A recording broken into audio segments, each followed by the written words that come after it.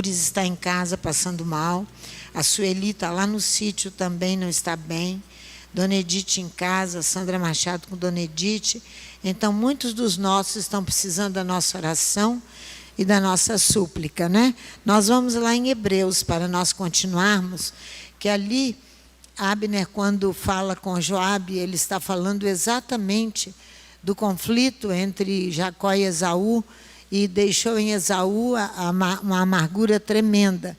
E aqui, o autor do livro aos Hebreus, ele vem tratar dessa situação, no versículo 14 e 15, até o 17, ele trata dessa situação como uma raiz de amargura que vai perturbar e contaminar a muitos. É isso que a amargura faz mesmo, nós precisamos nos livrar dela, porque a santificação tem que permanecer. Seguir a paz com todos e a santificação, versículo 14, sem a santificação ninguém verá o Eterno, tendo cuidado de que ninguém se prive da graça de Elohim e que nenhuma raiz de amargura brotando vos perturbe e por ela muitos se contaminem. Está vendo? É um veículo de contaminação, são esses sentimentos, Hebreus capítulo 12, versículo 15 agora. São veículos de contaminação. Ninguém seja devasso ou profano, como foi Esaú, que por uma refeição vendeu o seu direito de primogenitura. Está vendo aí uma coisa pequena, mas também contaminante, muito difícil, pequena aos nossos olhos, porque nós temos que prestar atenção que nós perdemos direitos grandes por falta de atenção às questões espirituais. Depois, como bem sabeis, querendo ele ainda herdar a bênção, foi rejeitado. Não achou lugar de arrependimento, embora com lágrimas o tivesse buscado. E ali que nós encerramos com a questão de... É aqui que nós encerramos com a questão de Joabe. A amargura, a tristeza, pena e angústia é um azedume. Aquele ou aquela que tem sabor amargo, então violento, o amargor é duro e é violento, é uma repreensão amarga que muitas vezes a pessoa recebe, ou ela também realiza, e que traz muito mal-estar. Então, a Renilda foi para casa, né? No Rio Grande do Sul tem a roda do chimarrão, né? A roda do amargo, para tomar coisas amargas, né? A Torá adverte, no Deuteronômio 29, ali, alguns pensam que aqui está o pecado contra o Espírito Santo. Eu não acredito muito não, mas, amém. Vamos lá, Deuteronômio 29, sobre essa questão da amargura. Moisés começa advertindo aqui, no capítulo 29, a renovação da aliança, no versículo 17 até o 27. Aqui vão voltar as abjeções que nós vimos lá atrás, no Levítico. Olha só, vós vistes entre elas as suas abominações, os seus ídolos de madeira e de pedra, de prata e de ouro. Está advertindo Israel que viu isso no Egito. Que entre vós não exista homem, nem mulher, nem família, nem tribo, cujo coração se desvie do eterno nosso Deus. A amargura é um desvio da presença de Adonai. E vá servir aos deuses dessas nações, que entre vós não exista raiz que produza frutos venenosos e amargos, cujo coração se desviaria. Uma raiz, em outra tradução, fala que frutificaria a cicuta e o absinto. A cicuta, o absinto, é uma planta herbácea aromática que contém uma essência amarga e tóxica. E a cicuta também é uma outra planta. Então, vocês percebam que o homem ou a mulher que mantém essas coisas, ele deixa de ser um humano, ele passa a ser uma planta amarga. Uma planta. Adonai às vezes compara o homem que se perde, que se desvia e que deixa uma vida de consagração e santificação a animais. Certa vez ele falou que o canto de alguém na congregação era como o da patativa do deserto. Ele deu o nome na pessoa de uma ave, de um canto mavioso, porém, é só o canto. A pessoa é um pássaro. Aqui a pessoa amarga se torna uma planta amarga, porque guardou no seu coração a amargura e não buscou a santificação. A amargura que Esaú guardou é o que persiste até os nossos dias. Por isso que a raiz de contaminação ela é extensa a toda a descendência. Por isso que Abner fala ali, lembra disso com Joabe. E Joabe morre sem obter a presença de Adonai com ele. Ele vai ser morto por Salomão, pela sua desobediência. Então, nós precisamos olhar essas coisas com carinho, porque, olha o versículo 18. Lamentações vai também falar sobre essa questão de amargura. Irmãos, tem muitas pessoas que simplesmente, por um perigo que passa, ou alguma coisa que ela perdeu, que ela acha que perdeu, e ela entra num processo desse. E se ela não se cuidar e buscar Adonai, ela se perde. Se perde porque essas coisas se mantêm e ela vai prejudicando outros e contaminando outros. Contamina com a boca, porque o que a boca fala vem do coração. Então tem que ter muita atenção a essas coisas, né? A atenção é manter a consagração e a santificação. Deuteronômio 29, 18 vai dizer assim, 19. Ninguém ouvindo essas palavras de maldição, invoque aqui, fala, e assim ouvindo as palavras dessa imprecação, ele se abençoaria em seu coração para dizer, a paz será para mim. Olha só, sim, eu irei de acordo com a teimosia de meu coração para devastar a saciada com a sedenta. Esse aqui é o teimoso. Ele mesmo saindo dos caminhos de Adonai, se desviando, tomando outros caminhos, ele diz, a paz será para mim. Mas não é mesmo. Não é mesmo. Ele diz que será para ele. Ele se abençoa e sai, vai seguir outros deuses. E vai andar por esse mundo vivendo como os costumes desse mundo. E vai dizer que é abençoado, que a paz está com ele, mas não está mesmo. Não está mesmo. Sim, eu irei de acordo com a teimosia de meu coração, para devastar a saciada com a sedenta.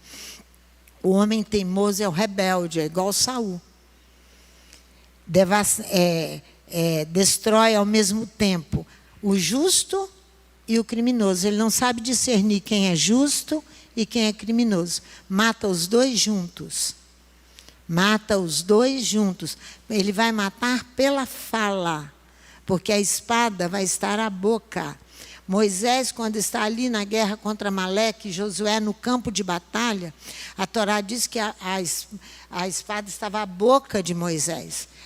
Lembra que ela faz parte do corpo. Lembra que é isso que a Torá ensina. Então, o teimoso, ele é revoltado. Ele ilude-se acreditando nele mesmo, que pode manter o contaminado, a amargura, que é a impureza, e abençoar para dizer, a paz será para mim. Não será para o outro, o qual eu odiei, eu não perdoei, eu guardo toda aquela amargura no meu coração. A paz não será para ele, será para quem assim agiu. A teimosia é o apego obstinado às suas próprias ideias. É gosto por determinadas obras da carne. Lembra dos Hebreus ali em Números capítulo 11, quando eles pedem carne, Adonai vai dar, eles vão comer carne até sair pelo nariz, não é? Aquilo ali é andar segundo com o gosto de carne na boca. Então, com os vícios da carne, de determinadas obras da carne, ele acha que pode servir a único Elohim, mantendo-se apegado aos vícios.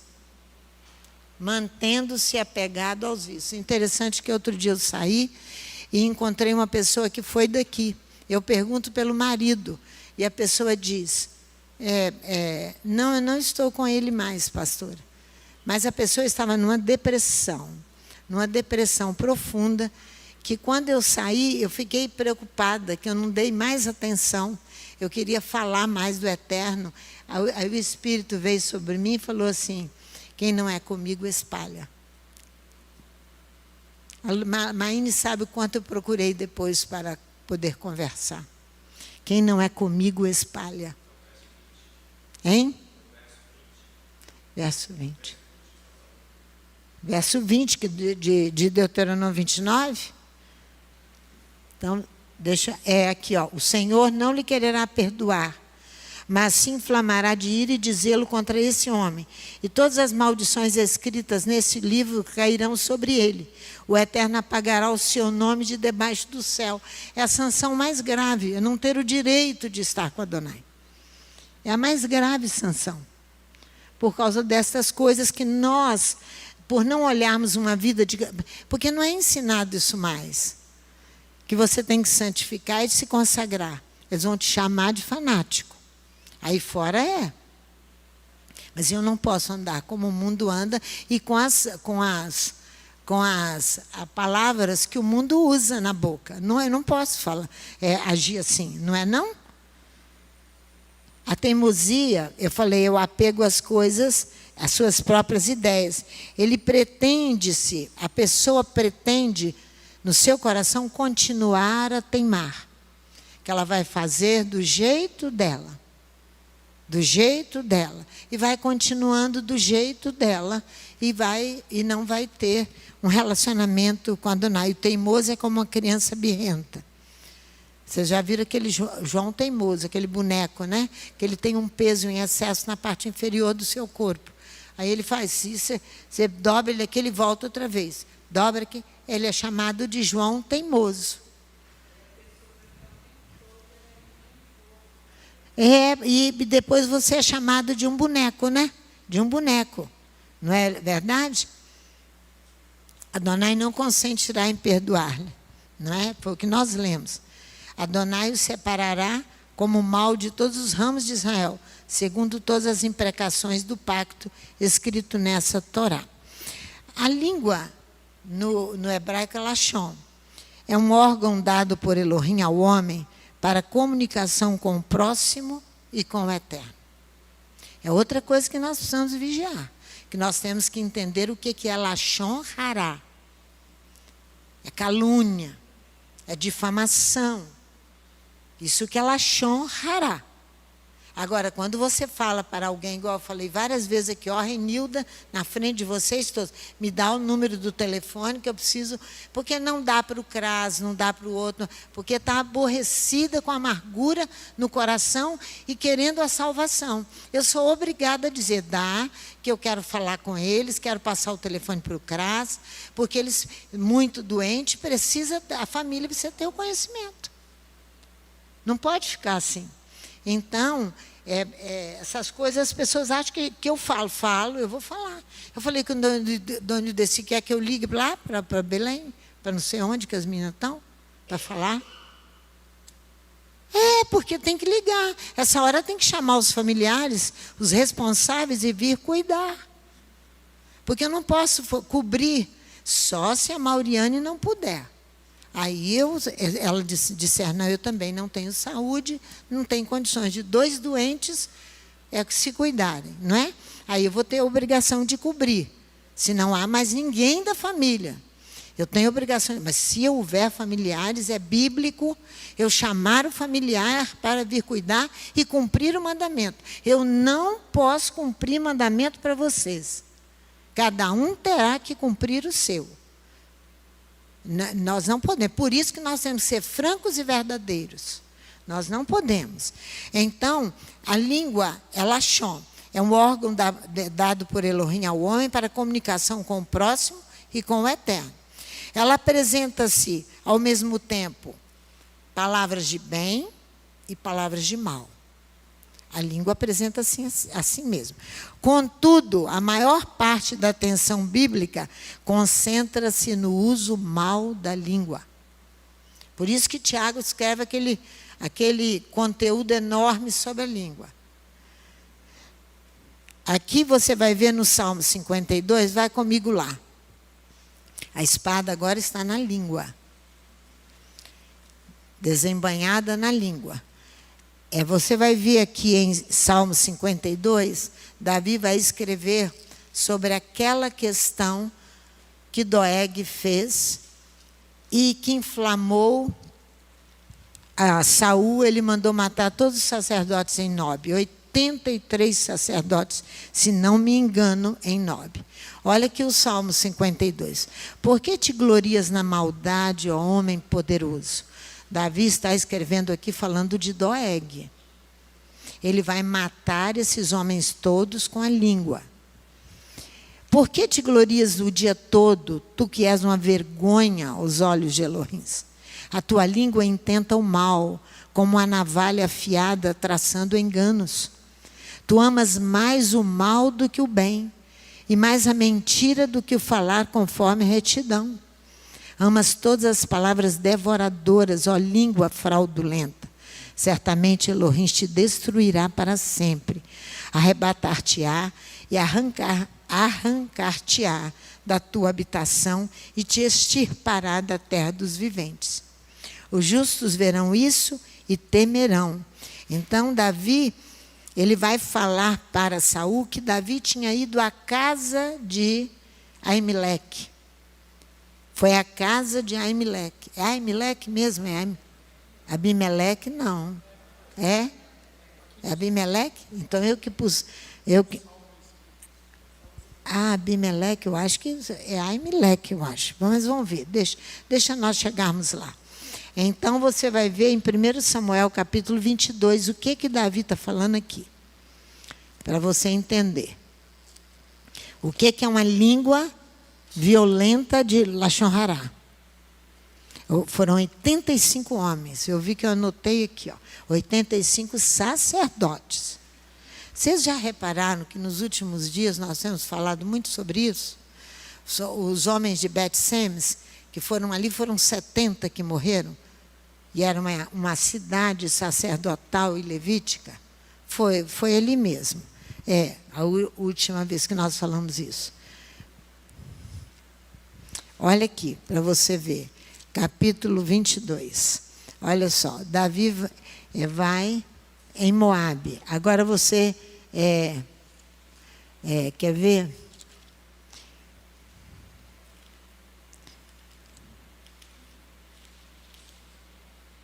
Olha só, versículo 6. Ora, Saul teve notícia que já se sabia onde estava Davi e os homens que o acompanhavam. Estava Saul em Gibeá, debaixo de um arvoredo. 1 Samuel, capítulo 22, versículo 6. Onde estava Davi e os homens que o acompanhavam. Estava Saul em Gibeá, debaixo de um arvoredo, numa colina, e tinha na mão a sua lança, e todos os seus servos estavam com ele. Então disse Saul a todos os seus servos que estavam com ele: ouve, filhos de Benjamim, dar-vos-á também o filho de Jessé, a todos vós, terras e vinhas. Quer dizer, Davi dará a vocês terras e vinhas, e vos fará a todos chefes de milhares e chefes de centenas, para que todos vós tenhais conspirado contra mim. Não falando que o homem era temperamental. Ninguém houve que me desse aviso que meu filho fez aliança com o filho de Jessé, e não há ninguém dentre vós que se doa de mim e me participe que meu filho sublevou meu servo contra mim para me armar ciladas como se vê neste dia. Mas respondeu Doeg, o edomeu, que também estava com os servos de Saul. Viu o filho de Jessé chegar a Nob, a Aimeleque. Lá está errado, é Aimeleque, filho de Aitube.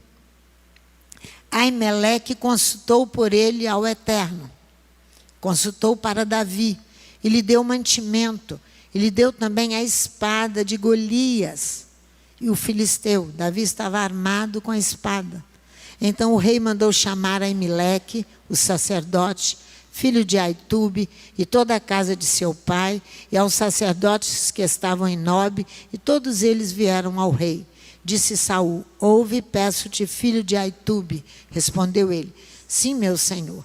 Disse-lhe Saul: por que conspirastes contra mim, tu e o filho de Jessé? pois lhes deste pão e espada, e consultastes por ele a Elohims, para que se levantasse contra mim e me armasse ciladas, como se vê neste dia? Respondeu Aimeleque ao rei: quem entre todos os teus servos há tão fiel como Davi, o genro do rei, chefe da tua guarda e honrado na tua casa? Comecei hoje a consultar por ele a Elohims, longe de mim tal coisa. Não impute o rei coisa nenhuma ao seu servo, nem a toda a casa de meu pai, pois o teu servo não soube nada de tudo isso, nem muito, nem pouco. A conversa já tinha rolado, está vendo? Mas o rei disse: Aimeleque, certamente morrerás, tu e toda a casa de teu pai. Então o rei ordenou aos da sua guarda que estavam com ele: virai-vos, matai os sacerdotes do Eterno, porque também a mão deles está com Davi, e porque sabiam que ele fugia e não mo fizeram saber. Mas os servos do rei não quiseram estender as mãos para remeter contra os sacerdotes do Eterno.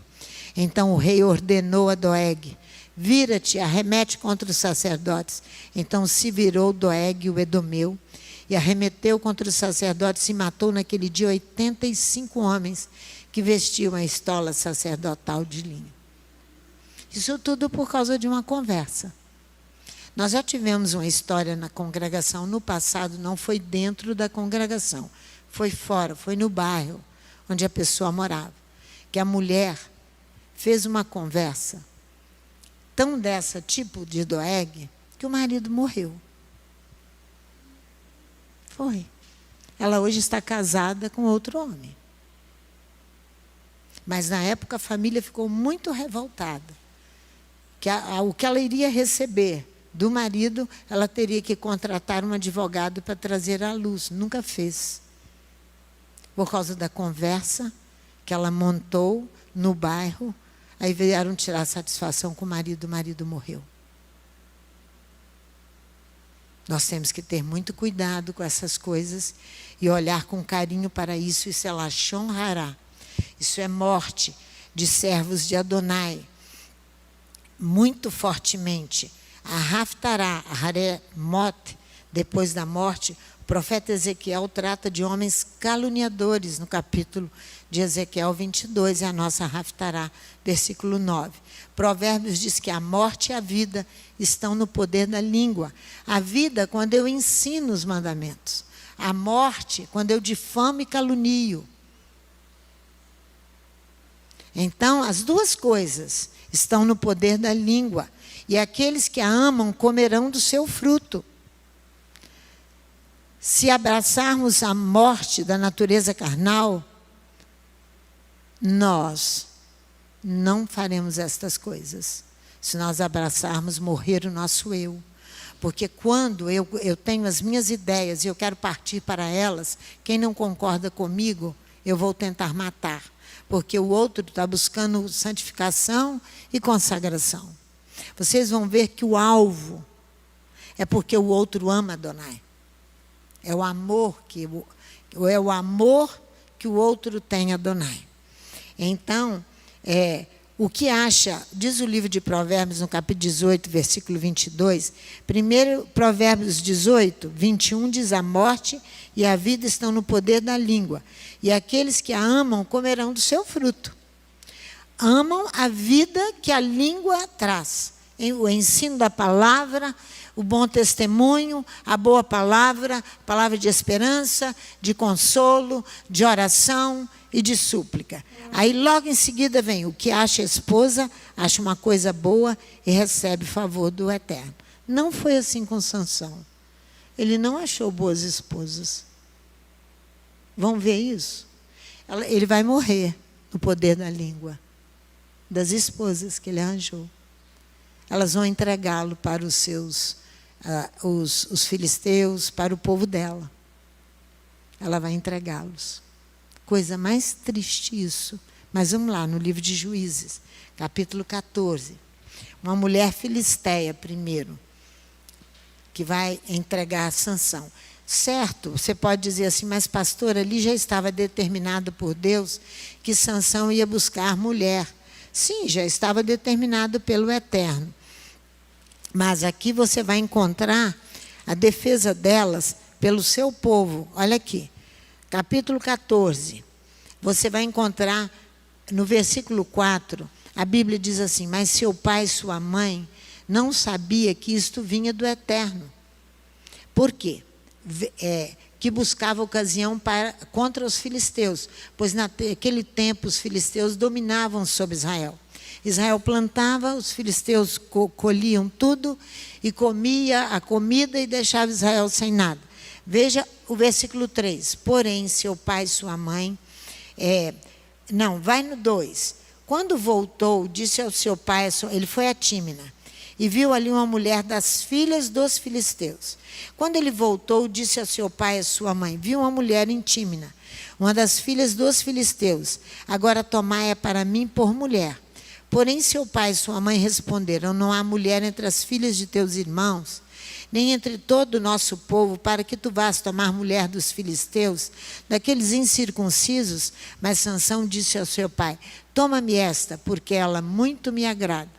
Aí o versículo 4 fala que Adonai, eles não sabiam que isto vinha do Eterno, porque Adonai estava engasgado com os filisteus. Então ele vai permitir o casamento, para ele realizar o que ele tinha que realizar. Sansão vai agir aqui. Ele desceu Sansão com seu pai, com sua mãe, versículo 5, a Tímina. Chegando às vinhas de Tímina, de repente um leão novo, rugindo, saiu-lhe ao encontro. Então o Espírito do Senhor se apossou dele de tal maneira que ele o rasgou de alto a baixo. Olha o 7. Desceu e falou àquela mulher, e ela lhe agradou muito. Ele vai fazer o que ele desejava. Depois de alguns dias, 1 ano se passou. Quando voltou para tomar, apartou-se do caminho a ver o corpo de um leão morto. Neste havia um enxame de abelhas com mel. Tomou o favo das mãos e foi andando e comendo dele. Tendo chegado a seu pai e a sua mãe, deu-lhes dele, comeram, porém não lhes deu a saber que tomaram o mel do corpo do leão. Ele era um nazireu. Ele ali já se contamina, não é? Que ele vai comer o mel de um corpo de um animal morto. Ele era proibido de comer uva passa, de cortar o cabelo. Diz a legislação bíblica, ele vai comer mel de um corpo de um leão. Ele já estava contaminado. Está vendo a contaminação como é? Quando os moradores do lugar o viram, trouxeram 30 companheiros para estarem com ele. Aí ele disse-lhe Sansão: eu vos proporei um enigma. Se nos 7 dias das bodas me derdes a resposta, dar-vos-ei 30 túnicas de linho e 30 mantos.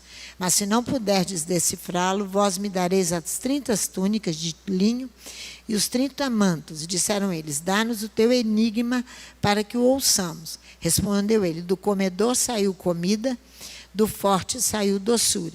Em 3 dias não puderam decifrar o enigma.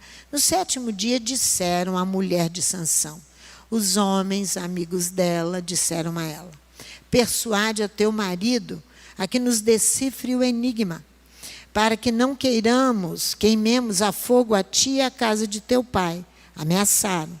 Convidaste-nos aqui para vos apossardes do que é nosso, não é assim? A mulher de Sansão chorou diante dele e disse: tu me odeias, não me amas de verdade. Deste aos filhos de meu povo um enigma a decifrar, e ainda não me declaraste a resposta. Respondeu ele: nem a meu pai, nem a minha mãe o declarei, porque devia declará-lo a ti. Ela chorou diante dele os 7 dias em que celebravam as bodas. Ainda assim, ao 7º dia, ele lhe declarou a resposta, porque ela o importunava. Então ele declarou o enigma aos filhos do seu povo. Ela não era uma com seu marido. Nunca foi. Ela se vence ali pela insistência deles e a ameaça deles. Disseram-lhe os homens daquela cidade ao 7º dia: antes de se pôr o sol, que coisa mais doce do que o mel, que coisa mais forte do que o leão, disse-lhe Sansão: se vós não lavrasseis com a minha novilha, nunca teríeis descoberto o meu enigma. Olha só. A conversa foi e rolou, até ela abrir a boca. E ela fala: então o Espírito do Senhor se apossou dele de tal maneira que desceu aos Ascalonitas, matou deles 30 homens, e tomou as suas vestes, e deu-as aos que declararam um enigma. Ardendo em ira, subiu à casa de seu pai, e a mulher de Sansão foi dada ao seu companheiro de honra. Nossa, além disso, ele perde a mulher. Mas Adonai estava muito irritado com os filisteus. Ele vai usar Sansão. Sansão vai pagar com a própria vida, mas por causa de conversa. Espada à boca. Olha o capítulo 16, vem Dalila. Ele vai, por aqui, ele vai fazer uma porção de confusão. Ele vai botar fogo nas raposas, no rabo das raposas, incendiar toda a plantação dos filisteus, queimar tudo. Desceu Sansão a Gaza, onde viu uma prostituta, e entrou para passar a noite com ela. Foi dito aos gazitas que ele estava lá. Olha só, olha o versículo 4. Depois disso, ele se afeiçoou a outra mulher, do vale de Soreque, cujo nome era Dalila, que foi a morte dele. Ela vai fazer a mesma coisa. Os príncipes dos filisteus subiram a ela e lhe disseram: persuade-o, e vê em que consiste a sua grande força, com que poderíamos dominá-lo e amarrá-lo para assim o subjugarmos. Cada um de nós te dará 1.100 moedas de prata. Ela foi comprada. Olha bem, aqui a força dele consistia no mandamento, a proibição de cortar o cabelo. É no cabelo aqui que ele vai se entregar, e ela vai entregá-lo aos homens de Gaza. Ela que vai entregar, Dalila. Agora, veja mais à frente. Olha o versículo 13. Disse Dalila a Sansão: até agora zombastes de mim e me dissestes mentiras. Declara-me como poderia ser amarrado. Ele respondeu: se teceres as 7 tranças da minha cabeça com a urdidura da teia e firmá-las com um pino de tear, então me enfraqueceria e seria como qualquer outro homem. De modo que, enquanto ele dormia, Dalila tomou as 7 tranças da cabeça dele, teceu-as com a urdidura da teia. Firmou-as com o pino de tear e disse: os filisteus vêm sobre ti, Sansão. Ele despertou do seu sono, arrancou o pino e a urdidura da teia. Então ela lhe disse: como pode dizer que me amas, não estando comigo o teu coração? Já 3 vezes zombastes de mim e ainda não me declarastes em que consiste a tua força? Importunando-a, ela todos os dias com as suas palavras e molestando a alma dele, se angustiou até a morte. Ele entrou em amargura. E ele vai contar a ela o enigma. E ele aqui é o fim de Sansão, por causa da boca. A espada estava estendida sobre o nazireu de Adonai.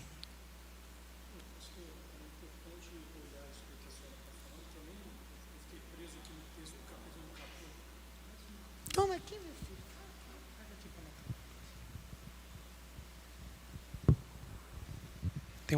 Tem uma relevância muito grande a senhora ter ido nesses 2 textos de Sansão pelo seguinte: o indivíduo ali, ele é nazireu de sangue e nazireu de ventre, né, voto, né? Então é algo que parece ser inquestionável. Mas existe uma diferença, pastor, entre você saber que você é um nazireu, no caso, ou você votar para ser nazireu, e você percorrer o caminho do nazireado. Isso aí, olha, pessoas, presta atenção. Digo, nazireado é consagração. Porque pode ser desde o ventre, como pode ser uma atitude voluntária. Porque nós estamos falando em consagração. Isso. Porque pode ser uma atitude voluntária do indivíduo, eu me consagro, ou pode ser uma mãe que como consagrou. Foi Ana que consagrou Samuel, isso é relevante, a mãe de João Batista. É importante a gente lembrar, uma coisa é você aplicar uma legislação em favor de uma consagração. Outra coisa é você percorrer este caminho de consagração. Porque as pessoas vivem muito na questão filosófica da coisa. Isso. Entendeu? Por que eu quero voltar um pouquinho no capítulo 14, se a senhora me permitir? Vai que a senhora está dizendo que a senhora concluiu com a situação de Dalila, dizendo que a espada estava sobre o nazireu. Ora, por que que um homem que é consagrado a Adonai de um voto tão sério como o nazireado teria a espada de Adonai contra ele? Parece uma antítese isso. Parece uma coisa totalmente fora do óbvio, né? Por exemplo, o correto seria a gente considerar o quê? A espada estava sobre Saul, porque Saul violou o mandamento de forma flagrante. Não fica difícil de entender por que a espada estava contra Saul. Mas contra o nazireu, a gente precisa entender que mesmo havendo a soberania de Elohim sobre tudo que acontecia na vida dele, ele teve as más escolhas e não trilhar o caminho que o nazireado leva. Porque quando a gente olha o texto aqui que a senhora leu no capítulo 14, pastor, vai dizer assim, Sansão faz uma provocação. Eu vos proporei um enigma. Se nos 7 dias das bodas, a boda, 7 dias é um ciclo de santificação diante de Adonai, onde ele devia estar preocupado na sua questão matrimonial e ele estava fazendo uma aposta, uma brincadeira vã no meio de algo que é sagrado. Porque Adonai ele já estava contaminado, Léo. É exatamente isso aqui. Mas aqui que nós vamos ver a exposição do porquê que ele se expôs a isso. Aí ele faz o enigma lá, com a gracinha toda. Aí no verso 14 diz assim, em 3 dias não puderam decifrar o enigma. E o texto depois no verso 15 diz, no 7º dia disseram à mulher de Sansão. Isso aqui não é à toa que está marcado o 3º e o 7º dia. Por quê? Porque quando Sansão aqui é derrotado no verso 18, ele vai dizer assim, se vós, ele faz outro enigma aqui, ó. Se vós não lavrasseis com a minha novilha, nunca terias descoberto o meu enigma. A novilha aqui é a mulher, ele está falando da própria esposa. Exatamente. E existe uma legislação na Torá de uma novilha vermelha, que se você tiver contato com um morto, ou com qualquer aspecto da vida humana que seja contaminante, você tem que recorrer a uma novilha no 3º e 7º dia para se santificar. Aqui está mostrando de forma flagrante que ele perde todas as oportunidades de exercer sobre ele a proteção do nazireado dele. Ou a escolha dele. Aqui está dizendo que fosse a escolha, o voto fosse. Porque aqui está dizendo o seguinte, pastora, que ele se casou com uma mulher estrangeira, ele se contaminou com ela. Ele está indo aqui em cima da legislação do que é contaminado e o que é passível de ser purificado. E aí vem ao 3º dia e ao 7º dia ele não age a favor da purificação. Ele fica exposto, Léo. Ele não lança a mão da espada a favor dele. A espada vem contra. Vem contra. É isso aí. Isso aqui é uma legislação de Torá clara. Ele diz que a mulher dele foi a novilha, se vós lavrasseis sobre a novilha. Por que ele fez essa questão, pastor? Porque a novilha vermelha lá do capítulo 19 do livro do Números não pode ter recebido carga. Aqui está dizendo que a novilha foi lavrada. Aquela que era para ser o meio dele se purificar foi usada contra ele para o destruir. Então isso aqui é Torá num franco rompimento de alguém que tinha consciência do que era Torá. É nesse nível que a coisa está sendo tratada. Todos, e eu e vocês, depois que ouvimos tudo isso, nós temos consciência. Nós não somos mais inocentes. É isso que ele está falando. Nós não somos mais inocentes. Por isso que a espada estava à boca, mas ela se vira contra ele. Porque ele não toma posições mais. Ele vai se perder aqui, ele vai morrer. Exatamente. Estão contando o homem. Porque lá que surge a contagem. Contareis para vós, depois da legislação. Para ter sabedoria, contar os seus dias para obter sabedoria. Mas o mais interessante, Léo, que essas questões que eu fui olhar depois na Torá, nós temos que ter muito cuidado, porque essas questões se tornam contra aqueles que amam Adonai. Por isso que nós temos que vigiar. Nós que amamos e declaramos que amamos Adonai, o inimigo vem com força sobre nós. Vai para você ver no Salmo 109 comigo. É o Salmo 109 que eu estava falando, Léo. A conotação ao abrir a boca e a fazer lashon hará é atacar com palavras falsas, acusação que atinge alguém em sua reputação e em sua honra. É isso que Davi está falando aqui no Salmo 109. Olha lá para você ver. Salmo 109 a partir do versículo 1 até o versículo 6. Olha aqui. Olha só. Ó Elohim do meu louvor, não te cales, pois a boca do ímpio é boca fraudulenta, estão abertas contra mim, têm falado contra mim com uma língua mentirosa. As palavras de ódio me rodeiam e eles guerreiam contra mim gratuitamente. Olha o versículo 4. Contra meu amor me acusa Eupresse, diz André Chourac. Contra o meu amor. Você está achando que o amor aqui é uma mulher ou um filho, alguma coisa? O meu amor é Adonai. Porque você escolheu servir Adonai, se santificar e se consagrar. Contra meu amor me acusam. Eupresse, versículo 4. Olha o versículo 5. Dão-me o mal em troca do bem. Ódio contra o meu amor. O que você travou e mantém de relacionamento com Adonai, de santificação e de consagração, é a prova que você o ama e está em unidade com Ele. Eles vão se levantar contra você para te destruir. Aí vai te acusar de fanático religioso, porque eles vão se levantar contra o seu amor a Adonai. Tem o alvo mais nocivo e severo da Lashon Hará é esse aqui. Destruir o amor que o outro tem por Adonai. Destruir o amor que o outro tem e viver por Adonai. Veja comigo Jeremias, capítulo 18, que você vai entender isso. Jeremias, capítulo 18, que Jeremias vai dizer isso aqui, ó. Jeremias 18, versículo 18. Olha só. Olha só. Versículo 18. Então disseram, vinde e maquinemos projetos contra Jeremias. Adonai era o amor de Jeremias. O homem foi proibido casar. Ter mulher. Sabe disso? Acho que é no capítulo 9 de Jeremias, né? Que Adonai fala com ele. O amor dele era incondicional por Adonai.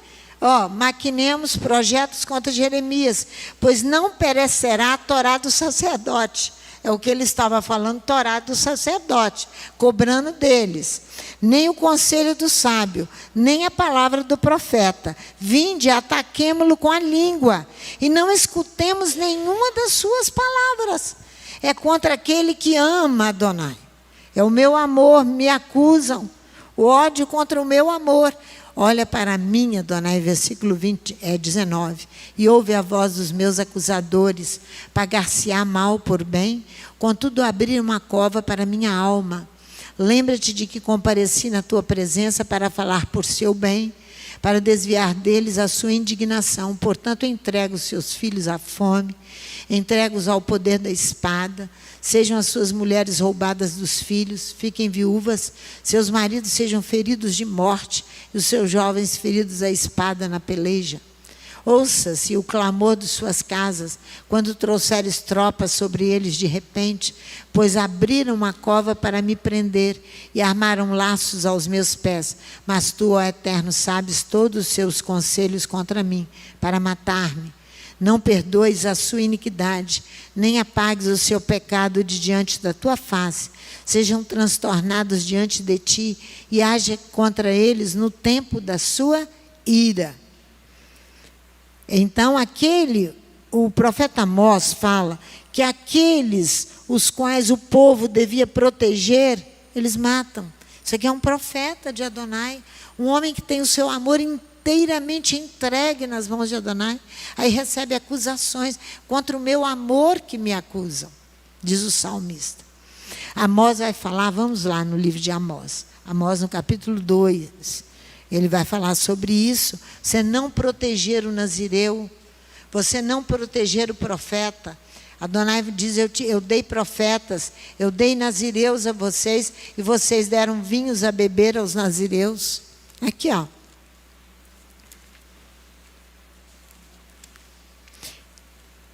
Versículo 9. Eu destruí o amorreu diante deles, não obstante sua altura ser como a dos cedros, e a sua força como a dos carvalhos. Eu destruí o seu fruto por cima, e as suas raízes por baixo. Também vos fiz subir da terra do Egito, e 40 anos vos guiei no deserto, para que possuísseis a terra do amorreu. Dentre vossos filhos levantei profetas, e dentre os vossos jovens nazireus. Não é isto assim, filhos de Israel, diz o Eterno? Mas vós, aos nazireus, deste vinho a beber, e aos profetas ordenastes, não profetizeis. Eis que eu vos apertarei no vosso lugar, como se aperta um carro cheio de feixes. Quando Adonai colocar alguém sobre vocês, que esse alguém tem um amor incondicional para Adonai, por Adonai, começa a protegê-lo e livrá-lo dos ataques do inimigo e das línguas perniciosas. Começa a proteger. Não ficará, é assim que de nada valerá a fuga ao ágil, como não valeu a fuga, a corrida de Azael sobre Abner, porque ele corria como uma gazela, nós lemos de manhã. Veloz, Azael como uma gazela. Mas não a corrida dele não adiantou em nada. Nem o forte corroborará a sua força, nem o valente salvará a sua vida. Não ficará em pé o arqueiro, nem o ligeiro de pé se livrará, nem tampouco o cavaleiro livrará a sua alma. Até mesmo o mais corajoso dos guerreiros fugirá nu naquele dia, diz o Eterno. Porque nós temos a obrigação de cobrir aquele que ama Adonai. Aquele que ama Adonai. Aquele que ama Adonai. Nós temos obrigação de cobrir. Então, você vai ver que com frequência será necessário para nós vermos com as conotações por trás da expressão que abre a boca, que a espada está desembainhada, está na boca. Davi, no Salmo 51, vai ver aí comigo. Eu abro os meus lábios, tu abrirás a minha boca para eu cantar o teu louvor. O Salmo 51, versículo 17. Ele abre a boca, Yeshua, para ensinar e diz, em marcha os humilhados do sopro. Yeshua abre a boca ali, no Sermão da Montanha. A fórmula que ele usa é a mesma fórmula daqui do Salmo 51 que Yeshua usa em Mateus 5. Esse versículo continua no lábio de todo hebreu que é servo de Adonai. Servo de Adonai. É como uma prece a Adonai. Yeshua, no Sermão do Monte, ele fazia uma interrogação da palavra de Adonai aberta, como espada desembainhada, para confrontar a realidade do mundo, do homem, que ele está ensinando e o que ele vive, se ele busca uma vida de consagração e santificação com o homem desse mundo, com o homem que vive nesse mundo. Ele está fazendo um confronto. Então ele vai dizer, o apóstolo Pedro vai abrir a boca na casa de Cornélio para falar a palavra. Então esse abrir a boca tem uma conotação espiritual tremenda, é extremamente longa, mas também tem uma conotação de morte quando a língua fala para o mal. Então, os profetas, eles faziam isso quando eles faziam um anúncio. Eles iam pessoalmente à pessoa e abria a boca e falava como fez e você viu de manhã. Que o Eterno nos abençoe e nos proteja. Nos proteja muito mesmo, para que nós mantenhamos o amor que nós temos declarado para Ele, que você seja livre de todo ataque daquele que quer te destruir. O Salmo 109 vai falar sobre isso, que é Satã que vem sobre o amor daqueles que, o meu amor, eles me acusam. O ódio contra o meu amor, Adonai, né? O ódio ali é o próprio Satã, que se coloca à sua direita para te desviar, para tirar você dos caminhos da santificação, da purificação exigida pela Torá. Que o Eterno possa abençoar muito esta casa, nos livrar a cada semana. Nós já estamos terminando o Shabat praticamente, nos aproximando do pôr do sol, para deixarmos o Shabat e enfrentarmos mais uma semana de luta.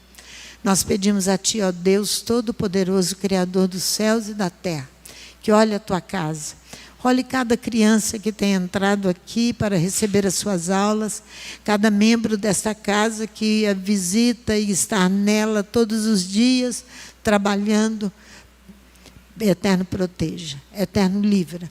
Livra-nos do inimigo que com violência quer a terra, porque diz que chegou primeiro na terra, mas não tem legalidade alguma sobre ela. Nós não temeremos, porque nós confiamos em Ti. Portanto, guarda-nos, porque nós estaremos firmes aqui, até que o Eterno, pela espada, vença esse pleito. É o que nós Te pedimos, em nome de Yeshua, o nosso Mashiach. Amém.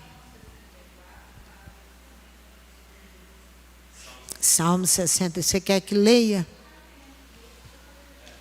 Tá. Vamos ler então para encerrar o Salmo 64, que Ritona quer.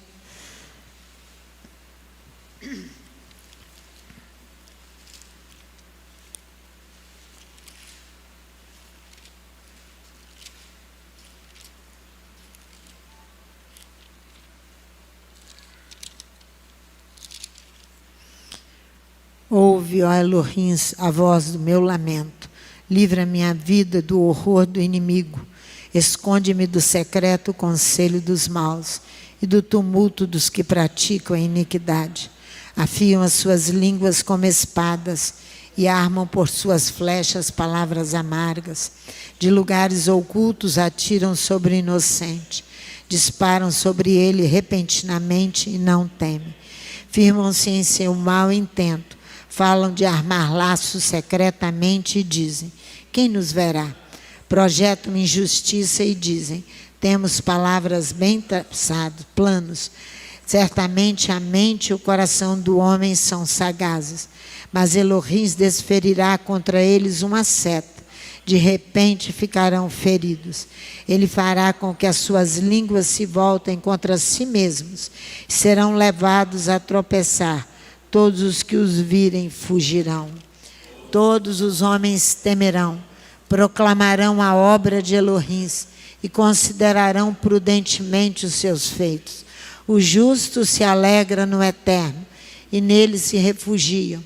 Cantem louvores todos os retos de coração. Obrigada, Pai. Bendito seja o seu nome.